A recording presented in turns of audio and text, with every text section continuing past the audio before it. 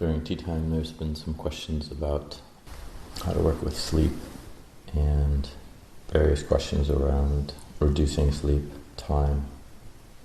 And especially for those who are not living in a monastery, this isn't something that's so easy to do, because there's not often a lot of time throughout each day to spend in formal meditation. And so the other questions also came around how do we draw boundaries in our lives to create times that we can encourage ourselves to sit despite possibly being pulled in different directions, for that not to happen. And so I was talking about how this relates to sleep, how working a full day, 8, 9, 10 hours, and needing to prepare meals, having responsibilities for possibly others.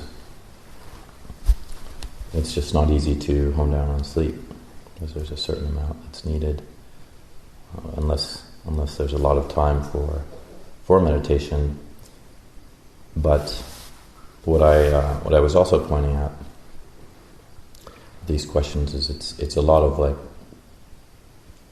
how we are practicing with our mind when we're in activity.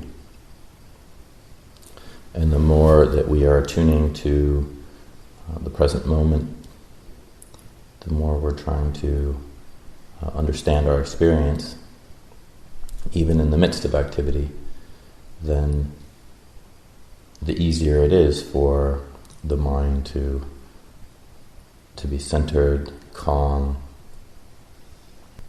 to have a sense of being collected. And when that's the case, then this comes around to not needing to sleep so much.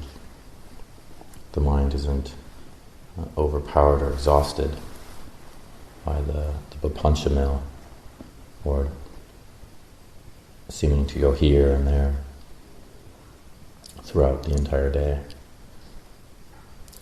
So, as a reminder, in the monastery as well, this is what we're trying to do all the time. We're trying to cultivate that sense of not allowing the mind to go out into the sensual realm, the objects of the senses, and to keep bringing it back in, keeping the mind steady. And I know for myself this is a constant reminder I need, because there's each of us has different propensities, different personalities. Some of us can be very outgoing, or others can be quite quiet, internal, but still we're constantly kind of trying to bring the mind back into just that sense of watching, being aware of our experience. So for those who are engaged in work outside, it's a bit easier. You can kind of watch your body, watch your experience with the body as it's moving, as it's doing certain things. And there's going to be an afternoon work period, so it's an opportunity to really see if one can keep the mind collected throughout the entire day. Keep the mind in. And often these long days, they're also meant as to promote communal harmony. It's not just about getting work done, working together.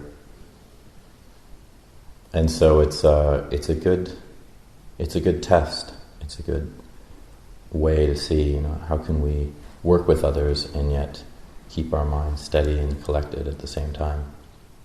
So then, as we do that throughout the day, throughout our days here, then we see that, as it's coming back to how I originally started the talk, that we just don't we don't feel exhausted. We don't need so much sleep. We don't need to have to repair our minds from the exhaustion of a mind that's going out, because it's able to stay in. And in that way, it's conserved its own energy. The effort to train it becomes less. We don't have to exert so much energy. So those are just some words of reflection this morning.